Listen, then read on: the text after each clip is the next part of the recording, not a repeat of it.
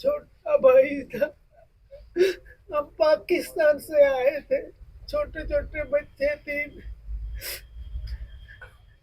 उनको मेरी बहन ने बच्चों की तरह पाला और वो बिल में लिख के गए कि सब कुछ बहन और भाई बेटे को दे। अब ये जो केस चल रहे हैं ये गलत चला रही है। ये जो बिल सोमनाथ रेजा उनको दे के गए लिख श्री सोमनाथ नेजा एक रिनोड एडवोकेट सिरसा में थे, जहाँ जिनकी जगह पे हम बैठे हैं। उनके 2 भाई और 5 बहनें, जिनमें 2 लिविंग सिस्टर्स हैं। एक ये हमारे मासी जी बैठे हैं, हम दूसरे मासी के लड़के हैं, ये तीसरे मासी के लड़के हैं, ये चौथे मासी के लड़के हैं, वो 5वें मासी के लड़के हैं। तो अनेजा साहब के दोनों लिविंग सिस्टर्स एक ये बैठी हैं, जिनके दूसरे के बच्चे बैठे हैं। बीमार हुए, 85 साल की एज हो गई थी, वीकनेस आ गई। हम लोगों ने ट्रीटमेंट के लिए सब लोगों ने मिलके डॉक्टर तलवार के एडमिट कराया। लगभग 2.5 महीने वहाँ रहे हैं। इतनी वीकनेस थी कि खा पी लेते थे लेकिन चल फिर नहीं सकते थे। तो उन्होंने कहा, जी आप सब परिवार मेरी खूब सेवा कर रहे हो, लेकिन मेरी विल लिखवाओ आप कि मेरी दोनों लिविंग सिस्टर जो जिंदा सिस्टर हैं, मैं उनको अपनी प्रॉपर्टी पास ऑन करना चाहता हूँ। हमने कहा, जी हमें कोई इतराज नहीं है, जो आपकी विल है, क्योंकि विल तो आपकी है।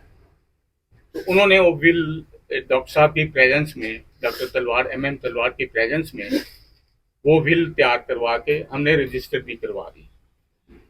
हमें बाद में पता तब लगा जब हमने म्यूनिसिपल कमेटी के रिकॉर्ड और रेवेन्यू रिकॉर्ड में इंतकाल के लिए एप्लीकेशन दी, तो हमारी एप्लीकेशन उन्होंने उठा के फेंक दी और कहा कि जी ये बिल तो किसी और की बाद में और आ गई है, लेकिन वो पहले की बनी हुई थी। हमारे कागज उन्होंने वापस दे दिए और उनके नाम कल तहसीलदार साहब ने परसों या कल या परसों और कमेटी के रिकॉर्ड में इंतकाल भी हो गया और हाउस टैक्स का भी उनके नाम सिस्टम सारा हो गया। हम पटवारी को एक बार नहीं 20 बार रिमाइंड कराते रहे, इसका रिकॉर्ड सारा मेरे पास है और वो यही कहता रहा कि आजकल बंद है जी, इंतकाल बंद है जी, 2-4 दिन रुक जाइए, 5 दिन रुक जाइए। उसकी कॉल डिटेल जो है कम से कम 200 फोन मेरे किए हुए हैं, जो कि यहाँ सामने है। जो विल उन्होंने बनाई है इसकी कॉपी आप लोगों को दे देंगे। ये फिक्टिशियस विल है जो फर्जी बनाई गई है और इसमें लैंड ग्रैबर्स हैं या कौन है हमें पता नहीं। उन लोगों ने मिलके ये सिरसा का सबसे बड़ा फ्रॉड किया है और एडमिनिस्ट्रेशन उनका साथ दे रही है, हमारी बात नहीं सुन रही। किसने ये बिल बनवाई है सर? ये बनवाने वाला कौन है? ये बिल बनवाई है जी कोई श्वेता चुग है लड़की, और उसके साथ उसके गवाह बने हैं मिलक राज पुत्र जम्मू राम सेवाव्रत कानूगो, एक्स कानूगो, और दूसरी उन्होंने जय प्रकाश सन ऑफ ज्ञानीराम निवासी गली नंबर 5 कल्याण नंबर, इनकी गवाही डाली है, जबकि वो उनकी शक्ल भी नेजा साहब की नहीं जानते। नहीं, श्वेता चुग कौन है? कभी श्वेता चुग प्रोफेसर चुग हैं, TN चुग सिरसा में रहे हैं, उनकी बेटी है। चुग साहब से उनका नेजा साहब का दोस्ती थी, लेकिन ऐसी दोस्ती नहीं थी कि वो अपना ब्लड रिलेशन के बदले वो उसको दे, उसका कोई हवाला ही नहीं था। वो खुद जयपुर में मैरिड है, उसका केस चल रहा है, तलाक का केस चल रहा है। वो एक किस्म की कहना नहीं चाहिए लड़कियों बेटियों जैसी होती हैं कि वो अपने आप से बाहर है और वो गलत काम कर रही है और उसका खामियाजा जो है ये 2 बहनों को या इनके परिवार को भुगतना पड़ रहा है। और नेजा साहब के साइन नहीं है, 15 दिन को फिट ही नहीं था साइन करने के लिए। ये आप देख लीजिए, ये पटवारी का रिकॉर्ड है, हमने सारी उतारी है। उनको इतनी रिक्वेस्ट किया, उनके फोन भी आते रहे, मैं कल बुला लूंगा, आप आ जाना, उनको बुला लेना, इनका आपके नाम हो जाएगा। पता नहीं पॉलिटिकल प्रेशर है या एडमिनिस्ट्रेशन का प्रेशर है। हमें तो परसों पता लगा कि तहसील साहब ने बड़े आराम से प्रेम से साइन कर दिए हैं और इससे एक कागज के पे हम लोग कल फिर DC साहब के पेश हुए और वो पटवारी ने हमें लिख के दिया। श्वेता चुग का सर इतना प्रभाव है कि प्रशासन उसकी सुनवाई कर रहा है? बिल्कुल है ना, उसका प्रभाव है। वो थोड़ा आजकल अकेली लड़की है, माँ उसकी कैंसर की पीड़ित है और वो अब कहना नहीं चाहिए, बस जहाँ मर्जी पहुंच जाए। पैसे भी चल रहे हैं उसके, ये देखो जी उसने कल पटवारी ये पटवारी ने ये जवाब दिया है कि रोज नामचा इतने में दिनांक 9/5/24 पर विनय कुमार श्वेता चुग के विचाराधीन केवट नंबर इतने की गांव जो है गलत हुई है, खाजा खेड़ा की है। क्योंकि कोर्ट में ये मामला चल रहा था, कोर्ट में जो तहसीलदार है उनकी प्रेजेंस भी हो चुकी है, इससे पहले प्रेजेंस होने के बाद भी उन्होंने ये जो म्यूटेशन है वो चढ़ा दी है, जो कि इलीगल है। अब आपका ये मामला कोर्ट में है सर? हाँ, कोर्ट में हमने हमारे एडवोकेट ने श्वेता चुग को, तहसीलदार को और म्यूनसिपल कमेटी के ईओ को बनाया था पार्टी। श्वेता चुग ने लिया नहीं, छुप गई और दोनों पेश हुए। जज साहब ने ये कहा कि तुम दोनों पेश हो, आगे एक्शन नहीं लेना कोई जब तक फाइनल नहीं होता। और उन्होंने फिर भी जज साहब के ऑर्डर को इग्नोर करके ईओ ने भी और तहसीलदार ने भी किस प्रेशर में किया है, किस ढंग से किया है, क्यों किया है, ये आप लोग ज्यादा जानते हो। तो सर ओवरऑल कितनी प्रॉपर्टी है जिसको लेके ये पूरा विवाद? प्रॉपर्टी एक ये कोठी है जी, और एक उनका इंडस्ट्रियल प्लाट है 3/4 उसमें शेयर है उनका के सामने। आपकी बिल कब बनी? 29/4/2023 को बनी है जी आपकी बिल? हाँ जी, ठीक है। 19/4/23 से नेजा साहब एडमिट थे तलवार नर्सिंग होम में। 29/4/23 को बिल बनी है, हॉस्पिटल में बनी है। और 20/10/23 को नेजा जी 1/8/23 को एक्सपायर हुए, 20/10/23 को अपने रजिस्टर भी करवा ली। और उनकी बिल जो है, उनकी बिल उन्होंने पुरानी डेट में 15/3 में बनाई है, 15/3 में बनाई है। और जो हमारी रजिस्ट्रेशन है उसके बाद वो रजिस्टर करा रहे हैं।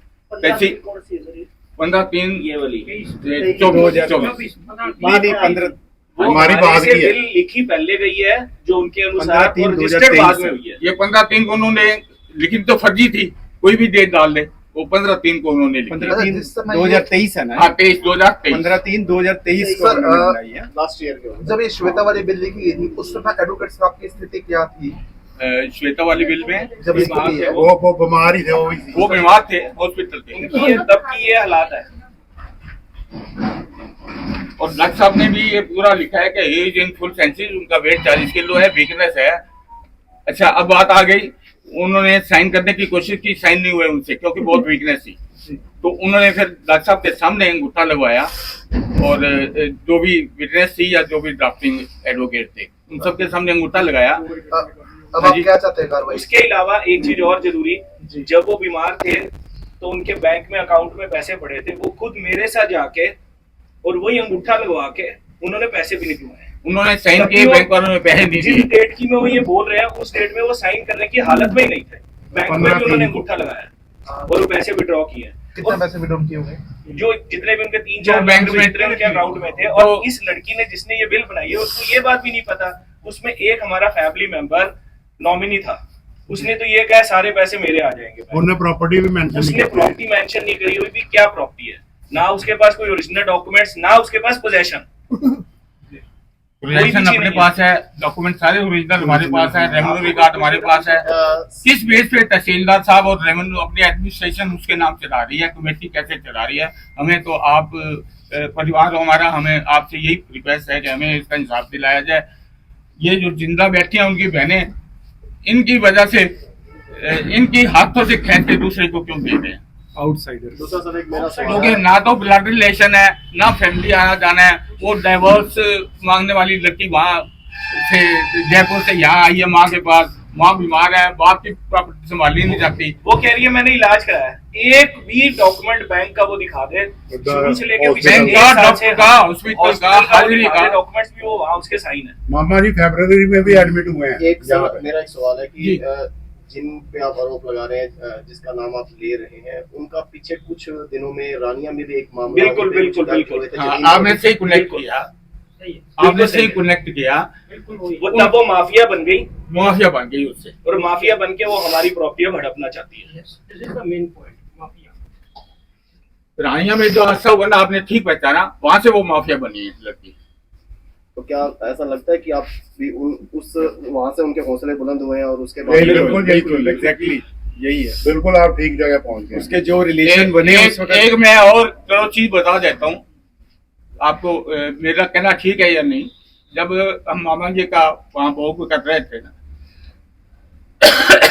ये माँ बेटी मेरे पास आई, कहती अंकल हमें भी पार्टनर बना लो। मैं किस चीज में पार्टनर बना लो, ये अगलों की चीज है जो मर्जी करेंगे, हम भी भांजे हैं, हम तो कुछ हमें कोई इंटरेस्ट नहीं है ना मांगते हैं। ये पांच भाइयों के भांजे सारे इकट्ठे हैं हमारे। ये एक उनकी सिस्टर बैठी है, ये दूसरी सिस्टर के बेटे बैठे हैं, वो आ नहीं सकती थी। तो हमें भांजो भतीजों को कोई इंटरेस्ट नहीं। तो एक थर्ड लेडी किस मतलब से लिए कर रही है सारा, सिर्फ इनको हरासमेंट देने के लिए, इनके ओल्ड एज में, और हम सबको परेशान करने के लिए। उसने ये भी हम कहा कि अगर आप नहीं देंगे तो मैं क्या करूंगी। हाँ, अच्छा एक चीज और है जी, हम एडमिनिस्ट्रेशन के आपके मीडिया के थ्रू रिक्वेस्ट करते हैं कि इस मैटर को जल्दी से जल्दी ले, अदरवाइज ये और इनकी बहन दोनों तहसील ऑफिस में जाके भूख हड़ताल पे बैठेंगे और उनके लिए वो एडमिनिस्ट्रेशन जिम्मेवार होगी, श्वेता हो या ना हो। ये हमारा चैलेंज है। और साथ हम सारे भांजे भतीजे सारे परिवार बैठेंगे। ये क्या गुंडागर्दी हुई कि एक शरीफ करके परिवार को इतना परेशान कर रहे हैं, इसका कौन जिम्मेवार होगा। आप डीसी साहब से मिले थे, उन्होंने कोई समय दिया आप लोगों को? उन्होंने कल शाम को 7 बजे दिया था, लेकिन मिल नहीं पाए। बैठे रहे, उन्होंने एप्लीकेशन ले ली, ना हमें कोई रिसीविंग दी ना कुछ दी। और जो इंतकाल चढ़ा पटवारी ये कह रहा है सोमवार आप चले जाओ, आपकी सुनवाई हो जाएगी। जिस हिसाब से हम कल 3 बजे से लेके 7 बजे तक डीसी ऑफिस में बैठे रहे, वैसे ही मंडे को भी सुनवाई कमेटी भी इस तरह कहती थी सुनवाई हो जाए, आज तक नहीं की। दोबारा प्रयास किया जाएगा मिलने का? बिल्कुल जाएंगे, हम तो जाएंगे, जाएंगे और उनको कोर्ट में भी फंसाने की कोशिश करेंगे, क्योंकि उन्होंने कोर्ट की उल्लंघना करी है। जब कोर्ट ने क्लियर कह दिया तहसीलदार को भी और ईओ को भी कि ये matter is under court, you should not take any और एक्शन। उनकी प्रेजेंस लगी हुई है, उनकी प्रेजेंस है तहसीलदार के भी और ईओ के भी। फिर उन्होंने दोनों ने एक्शन लिया, और वही बंदा जो हमारे रजिस्ट्रेशन कर रहा है बिल की, वही बंदा साइन कर रहा है इंतकाल चढ़ाने की। क्या मजे की बात है जी, दूसरा तहसीलदार कर देता तो भी कोई बात नहीं। पटवारी दिसंबर से मेरे से कागज लिया हुआ पटवारी ने, मुझे परसों कहता है मैं आपका गुनाहगार हूँ, मेरे को माफ कर दो। मैंने कहा तू गुनाहगार है तो तेरी माफ तेरे को कैसे करूं? बोला जी मैं रोज नामचे पे लिख देता हूँ, ये गलत चढ़ा, ये उसने लिख के मुझे दे दिया। पटवारी कौन था, नाम बता? विकास पटवारी है, शमशाब ये खाजा खेड़ा और सिरसा दोनों उसके पास है। रोजमंसा पे लिख के दिया उसने? हाँ बिल्कुल लिख के दिया उसने, रोज नामचे पे चढ़ा के उसने अपनी डायरी भी करी है। तो ये आपने फिर डीसी साहब को दिखाया? जो डीसी साहब को दिखाया कल। अब उनके भी इलेक्शन का इतना उनके पास लोड है, 3 बजे के बैठे हम 7 बजे तक वेट करते रहे, 7:30 बजे तक। मतलब इससे बड़ा सिरसा में फ्रॉड क्या, हरियाणा में क्या, इंडिया में फ्रॉड नहीं हुआ। ये इंतकाल की हमारी 25 दिसंबर की पड़ी है माँ इंतकाल की, हमारी उठा के वापस दे दी और कल वापस ही दी है उसने। ये 25 दिसंबर की, इतने रिमाइंडर दिए हैं उसके बाद। जो इंतकाल के लिए भी कोई पैसा या कोई सिफारिश चाहिए? पहले तो एक चीज और भी है प्रशासन की, आधार कार्ड का मतलब क्या है? एक बार बिल रजिस्टर्ड हो चुकी, उसके बाद सेम वही नाम आधार कार्ड से फिर दोबारा बिल रजिस्टर्ड हो रही है। उन्होंने जो फर्जी बिल रजिस्टर्ड कराई है वो बाद में कराई है, इसका मतलब आधार कार्ड का कोई सेंस ही नहीं है, सब बेसलेस है। हमारी बिल लिखी पहले गई थी, लिखी उससे बाद गई है उसने, क्योंकि उसको ये आइडिया नहीं था कि बिल होगी, इसलिए उसने पहले एक फर्जी बिल बना दी, डेट उसने डाल दी। हमारी बिल पे ये स्पेशल मेंशन है कि कोई अगर मेरी पहले बिल है तो वो वैलिड नहीं है।